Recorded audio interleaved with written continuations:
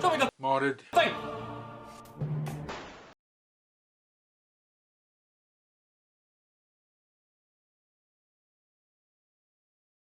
Right, hi guys, back again, episode number 10, powering on.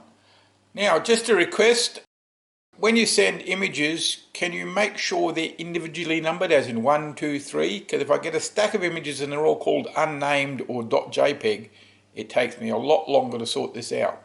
So I'd appreciate that. So let's get on with the first one. This is from SD Rebel Trooper. And he says, this is my worker prophecy mod that I made to look like a rebel blaster from Star Wars. And I'd say he got there, he's really done a good job on this. He calls it the DH-447 Carbine, which is the shorter version of the 447 sniper rifle from Rogue One. And compliments on your setting. It looks very tropical, just where we'd see this sort of thing. That's really, really well done, very well thought out. I hope it's just in your backyard. It's a prophecy with a retaliator barrel that has a wooden dowel on top to look like some kind of tube, and has cut-off nozzle piece from a long strike, he believes. Yeah, it's hard to keep track of all those bits sometimes, isn't it? The stock is a worker PDW stock that has the actual stock piece removed and then has PVC pipe cap drilled into the back of the stock housing piece in order to give it that Star Wars look. Oh, I see. It has worker internal prophecy metal kit, shoots 170 to 200 FPS on a cut down N28 spring. Used for LARP and Nerf wars. It's very nice. It's really, really good paint job. It fits in so well with the theme he's going for there, the Rogue One. Good work. I love the pump action, how he's done that. I still haven't done one of them. I'm more of a flywheel guy, but it looks really, really good. Yep, well done, Mr. Rebel Trooper. Right, guys, next we have a wonder from down under, Chris, and he's got a couple of blasters which the paint job, the drool factor on them is just amazing. They're stunningly done. He's got a long shot and one of the ones, those Fortnite ones, I forget what it's actually called. He says it here somewhere. But anyway, I'll start with the long shot. He's says he bought it from somebody second-hand already with the modded parts in it. When he first actually got it together and going, it was hitting 240 FPS. But it was too hard to prime for most people.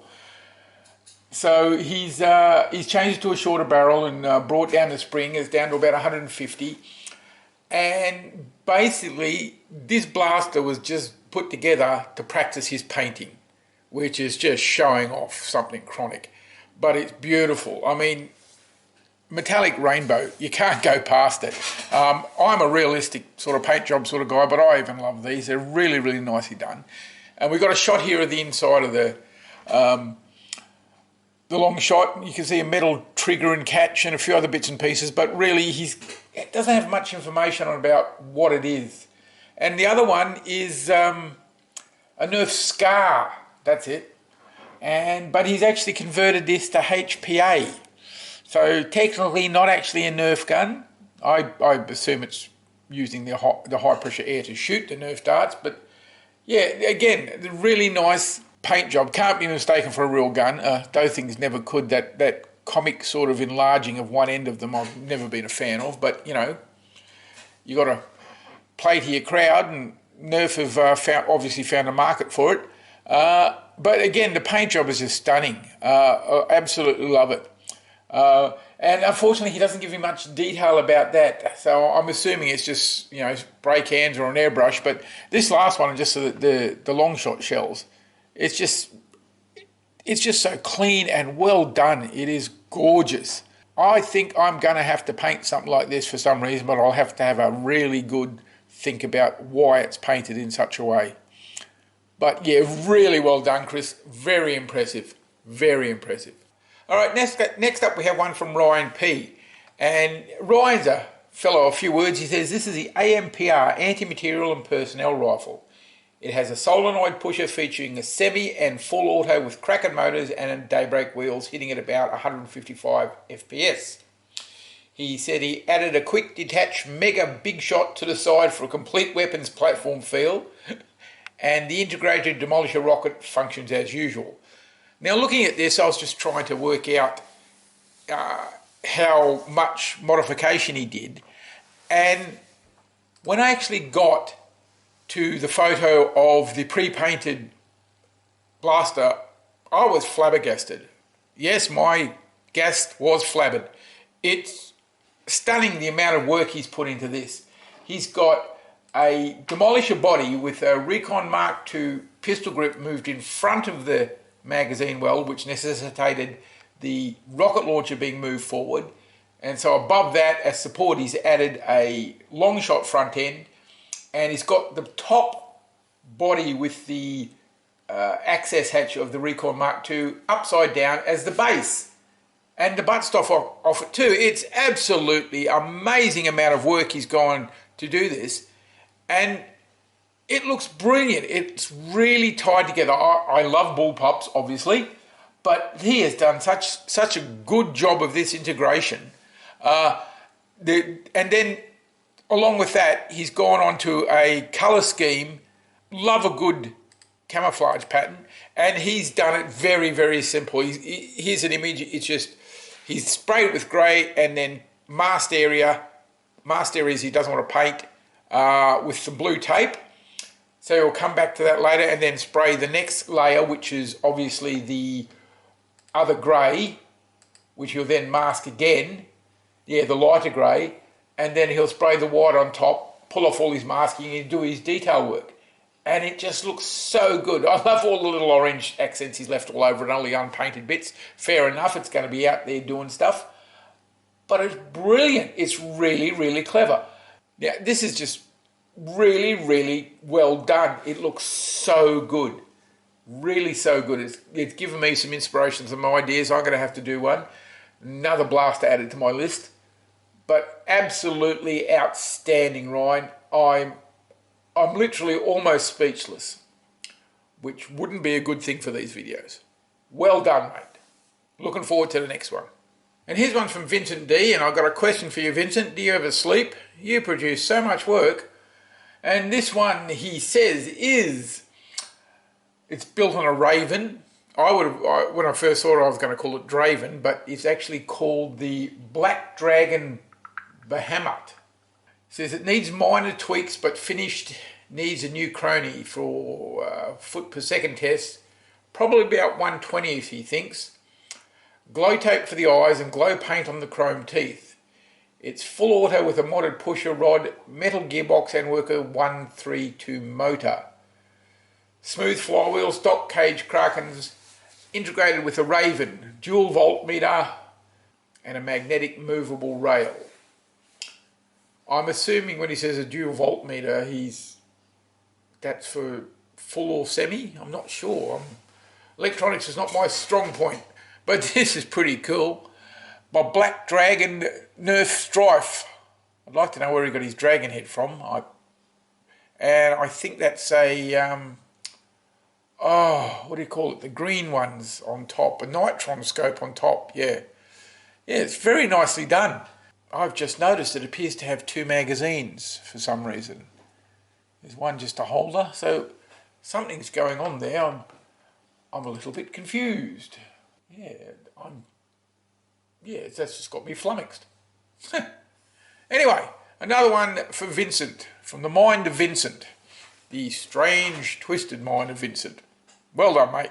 Right, now, in case you're wondering, an element of derangement certainly helps when you're doing Nerf mods, as evidenced by this one from Papa Bludgeon. He calls it his ejanctical jolt. And he's got a jolt there which he's removed the dart post and the air restrictor from, so it can fire short darts. He has then printed a 3D barrel lug and a stock attachment point to make it more modular, and added a tactical rail on top. He says the barrel lug was too big to fit over the jolt, so I dug around the garage and found a hose fitting that could fit the jolt and the barrel lug. So he's put it all together with a bit of garden hose fitting, and it's a strange little thing. He's got a single shot jolt. There's a 4-shot attachment below the barrel, I believe. That's one of those modulus things. It's just amazing the things people come up with. Just really out there. And I even believe the stock on it also got a built-in blaster in as well. Correct me if I'm wrong on that. It's a cool little thing. Looks a little bit like a semi-trailer that's not quite attached right, but it works. It really works. Very impressive, Papa Bludgeon. Looking forward to the next one. Right, now we've got John Thomer, another long-time contributor. He had one in the first movie. This is a build from a game. It's the Institute laser rifle from Fallout 4. He says the base blaster is a Nerf Roblox Shark Blaster, and I had to look that one up. And having found it, I can see it straight away, of course. Now, the Shark Blaster is a 3-round Springer with a smart AR. And he says the internals didn't look that promising for upgrades, so it's just simply, straight out of box stock performance. He's got the trigger wired to activate a blue LED when it's pulled, and the scope glows with a white LED. He said he'd love to use it to run around shooting at people, but he thinks it's just going to be a wall hanger and take it to Comic-Con. Judging from the images of the actual game weapon, he's got really close. It's really good. He's done really well integrating it and making it look like what it's supposed to be, and there's no mistaking what it's supposed to be. It's a weird looking thing. The scope on top looks familiar. Is that an actual Nerf scope or just something he's knocked up? I just can't pick it. And of course, again, his painting and weathering is top notch. Really, really well done. I'm assuming this game, Fallout 4 won't rename, it's one of these gritty sort of post-apocalyptic things. So he's done well there. I'm not sure what the black and yellow thing is in the final photo. Maybe a grenade of some kind. Looks like a painted pill bottle with a few things added. But quite well done. It's really, really nice. It very much fits into science fiction these days, where things don't look like what they actually are. The more ugly you can draw a spaceship, the better chance you've got it getting featured on screen, apparently. I particularly like the weathering around the vents, just the general dirtiness of it, and on the handle, the rust corrosion on the handle looks really, really well done.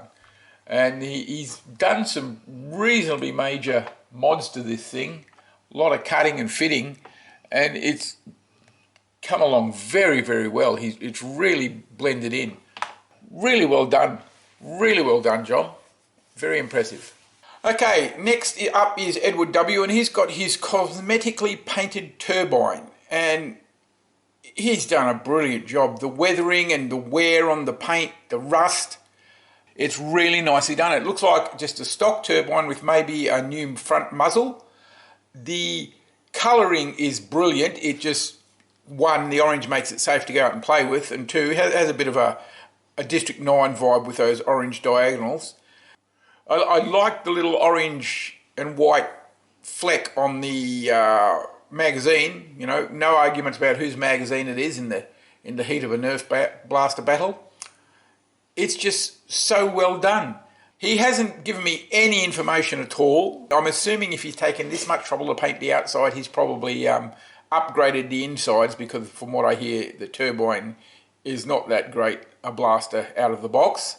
Other than that, there's not much else I can say except wax lyrical about the paintwork, and the paintwork is brilliant. The orange and white really set each other off really, really well. The white's a little bright for my taste.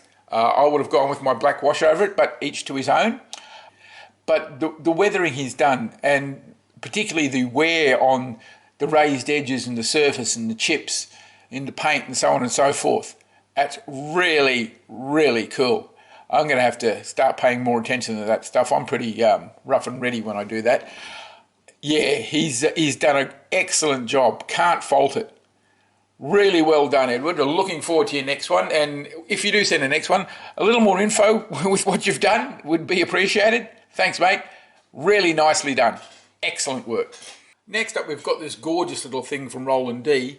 It's one of the projects he's been sitting around for a while, which he's decided to finish. It's obviously a Crossbolt with a stock attachment done, and a very pretty little paint job. But what he's done is also put a attachment point for the stock. Was quite easy. Just cut the box off the back of one of these blasters and stuck it on with some epoxy, and stuck an adjustable stock on there. Very clever, very straightforward. He's internalised the bow arms. They're gone now, and it uses a long strike plunger piston, as you can see from the gigantic handle sticking out the side. But the colour scheme is just gorgeous. Very rebel faction from Star Wars Troopers, but yeah, really, really nice. And he decided not to weather it, and I can understand why. It would just detract if it was weathered. It just looks so good as it is. Very nice work, and a very clever, straightforward modification. Always loved the Crossbolt front end with all those rails and barrels and bits and pieces you could pick out in different colours. Yeah, I'm going to have to do something like this. You people just have too many good ideas. Okay, on to the next one.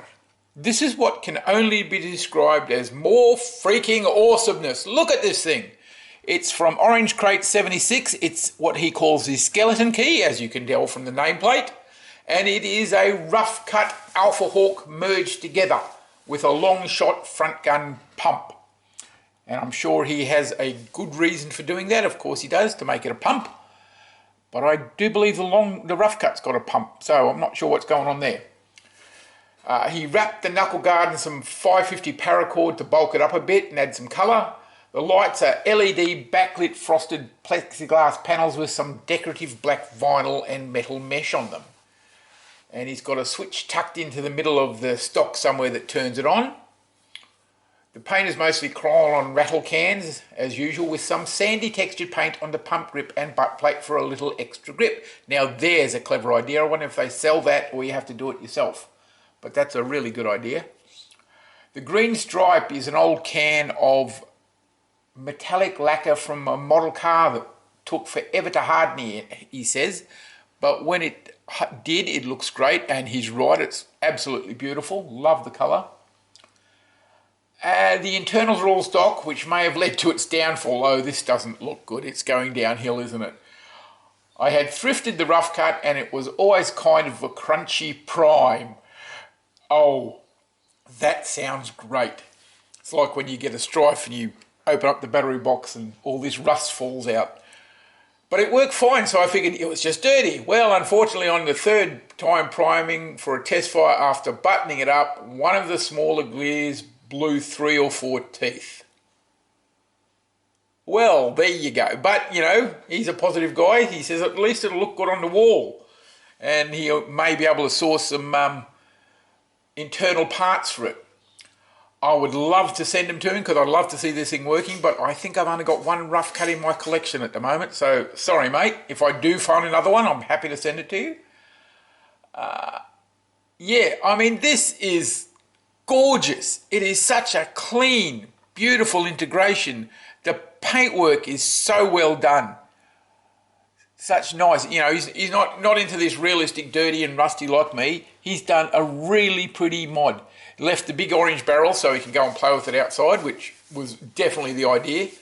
But my God, he's done such a really nice integration. A lot of the times with the things people do, you do see a little, you don't see excess putty, but you see the fingerprints in the putty, you know, and it sort of detracts it from my point of view.